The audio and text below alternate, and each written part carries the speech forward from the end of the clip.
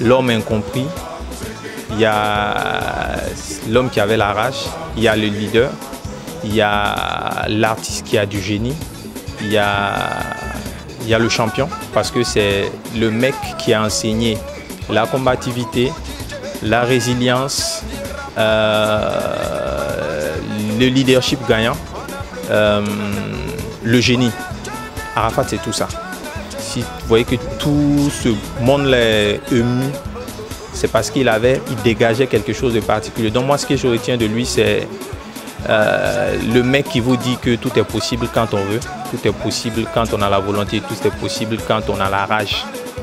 Et à mon sens, c'est ce message-là qui tenait à passer à ceux qui l'écoutaient, parce qu'il s'adressait beaucoup aux Nouchi. Quand il dit Nouchi, il parle des enfants de la rue, ceux qui n'ont pas les meilleures conditions de vie possibles. Il leur dit de regarder son parcours et de voir là où il est aujourd'hui. Lui qui dès 11 ans était dans la rue, qui a appris à se défendre tout seul, qui s'est construit tout seul et qui est devenu le monument que tout le monde pleure aujourd'hui. Donc ce qu'il faut retenir d'Arafat, c'est l'image d'un champion, d'un leader. Et tout est possible quand on a de la volonté, quand on a la rage. Grosso modo, c'est ce qu'on doit retenir d'Arafat et c'est le message qu'il essayait de faire passer. Avec une forme que tout le monde ne comprend pas forcément, mais qui reste sa manière de s'exprimer. Les Chinois ont compris ça très tôt. Et c'est ce que les gens sont en train de comprendre actuellement quand ils passent leur temps ces derniers jours à regarder ces vidéos, à retourner, à essayer de comprendre l'artiste. C'est maintenant les gens, certains comprennent.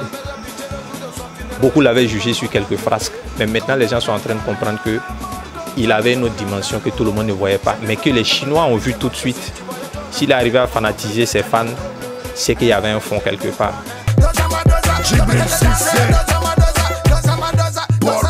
Mais c'est quelqu'un qui a montré la voie aux autres, que ce soit ses fans, mais que ce soit les autres acteurs du coupé décalé. Parce qu'il a tiré les autres vers le haut. Tous les phrases qu'il faisait, les gens qui l'insultaient, tout ça là, c'était de la provocation, c'était pour pousser les gens à donner plus que ce qu'ils peuvent donner. Créer une concurrence, créer une bataille où seuls les gagnants pourront s'en sortir. Et il a tiré des gens comme Beno vers le haut. Il a tiré des gens comme DJ Mix ou Kedjevara vers le haut. Il a tiré des gens comme Desbordeaux vers le haut. Et aujourd'hui, ces gens-là sont là où ils sont, c'est un peu grâce à lui. Et c'est pour ça que ces gens-là, ils ont mal aujourd'hui. Quand vous regardez, au-delà de la concurrence, c'est des gens qui sont vraiment touchés par le départ d'Arafat. Parce que c'est grâce à lui qu'ils sont un peu ce qu'ils sont aujourd'hui. Ce qu'il a apporté au coupé décalé, personne ne peut... Je doute fort qu'un autre artiste puisse apporter ça au coupé décalé. Donc il ne sera pas remplaçable. Il y aura des gens qui vont venir avec leur style, leur manière de faire, leur niveau de créativité. Mais Arafat, il est unique, on ne le remplace pas. Voilà. C'est le genre de choses qu'il faut arrêter de polémiquer là-dessus. Ce n'est pas quelqu'un qu'on pourra remplacer. Voilà. Donc retenons l'image du mec qui est venu enseigner la combativité. Il disait que lui, il est un guerrier, lui, il est un lion, lui, il est un nouchi. C'est des expressions, mais dans sa vie, vous sentez ça. Tout son parcours, ça a été bataille, bataille, bataille. Il a lutté et il ne s'est jamais résigné. À chaque fois, il se challengeait. Quand il sortait, il dit ouais, je veux un disque d'or. J'aurai le premier disque d'or du coupé décalé. C'est un défi qui se lance. Il ne lance pas ça aux gens. Hein. Il se lance lui-même ce défi-là. Il va se donner les moyens d'atteindre ça. Lui-même, il se met en danger pour pouvoir être plus performant. Et c'est ce qu'il passait son temps à faire. Se challenger lui-même et puis challenger les autres. Donc, il était dans le rêve. À chaque fois, il dit non. Lui, il est dans le futur. Il réfléchit plus vite que les autres. Il voit plus loin que les autres. Et il dit que lui, son intelligence vient d'ailleurs. C'est rigolo. C'était sa manière de dire aux gens qu'il ne joue pas avec son travail. Il a de la vision. Il est un chef et un leader. Un chef ne doute pas de ce qu'il est capable de faire. En tout cas, il faut retenir l'image du mec, du guerrier, du garçon pile, du lion, qui ne recule devant rien et qui se donne les moyens pour atteindre ses objectifs. Après la forme, comme je dis, on peut en discuter. Chacun a sa manière de faire. Mais ce qu'on doit retenir de lui, c'est ça. Voilà, ce n'était pas quelqu'un de parfait. Vous prenez Bob Marley, si vous fouillez dans sa vie privée, vous allez voir que ce n'est pas forcément quelqu'un qui était parfait. Vous prenez des gens comme Mandela, vous allez fouiller, vous allez trouver que ce n'est pas forcément des gens qui étaient parfaits. Mais l'axe sur lequel on a décidé de les juger, ils ont été corrects là-bas. Et Arafat, c'est ce qu'il faut regarder. Sinon, chacun de nous, on a nos défauts. Voilà, ce n'est pas un saint. Mais il a choisi un angle et il a travaillé à ce que ce angle-là puisse grandir et qu'on retienne ça de lui. Donc, c'est l'image du guerrier, du conquérant, du leader, de celui qui trace le chemin et qui dit aux gens, c'est possible. Ne pensez pas que c'est impossible. Ce qu'il a apporté au coupé décalé, personne. Regardez les rythmes. L'homme est méchant, que des promesses dans leur cœur, mais on ne voit rien et cela fatigue la tête.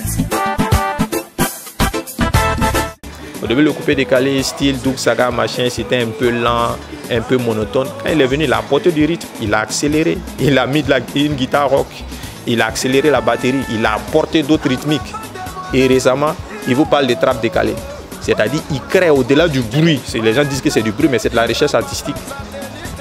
Voilà, quand vous prenez l'équilé, il prend une rythmique traditionnelle guérée, il met du coupé décalé dedans. Il va chercher un peu de trap, de rythme trap, il met dedans. Et puis il enroule ça des sonorités congolaises, 4 rythmes dans une seule chanson.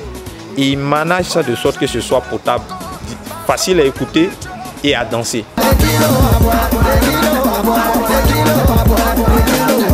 Ils sont rares ceux qui savent faire ça. C'est de la recherche, c'est de la création. Donc le mec, c'était un champion hors catégorie.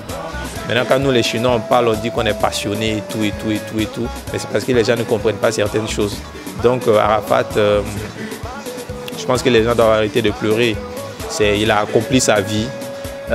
Si on devait lui poser la question, comment il rêvait de partir, il va vous dire qu'il rêvait de partir comme ça. Au sommet de sa gloire, jamais détrôné et il n'a jamais pris la honte. Peut-être qu'ici, il allait atteindre 70 ans, il allait dégringoler, on allait peut-être le dépasser. Il n'allait plus vraiment être dans l'histoire comme il aurait souhaité. Mais aujourd'hui, il est parti d'une manière où on regrette, c'est tragique.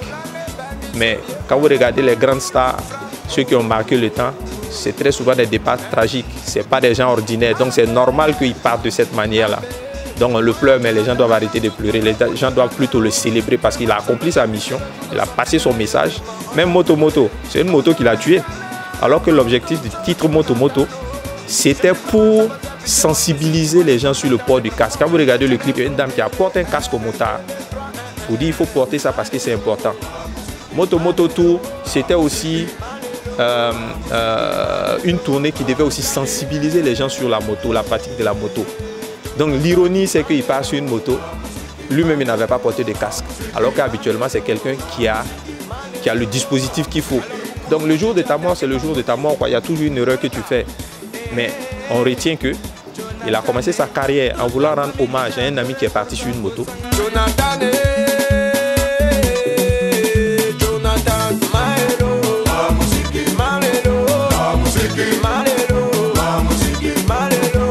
Son dernier grand hit parlait de la moto. Sa dernière grande tournée parlait de la moto. Malheureusement, lui-même, il est parti sur une moto. Donc sa mort tragique doit rappeler aux gens que la pratique de la moto, c'est dangereux. Mais au-delà de ça, chacun doit avoir les équipements qu'il faut pour préserver sa vie. Donc, l'un dans l'autre, il s'en va en laissant un message poignant pour ceux qui savent lire entre les lignes. Donc, au-delà du bruit, c'est quelqu'un qui a donné du sens à sa carrière musicale et à son vécu. Toute sa vie, je vais dire, et tout son parcours, c'est un ensemble de messages pour ceux qui savent lire. Et si vous voyez que ces fans sont aussi fanatiques, c'est parce qu'ils sont appris à décrypter ça très tôt. Et c'est ce que les gens sont en train de découvrir maintenant. Allez vous faire reculer, allez vous faire reculer, car moi je n'ai plus le temps pour les bla bla bla bla.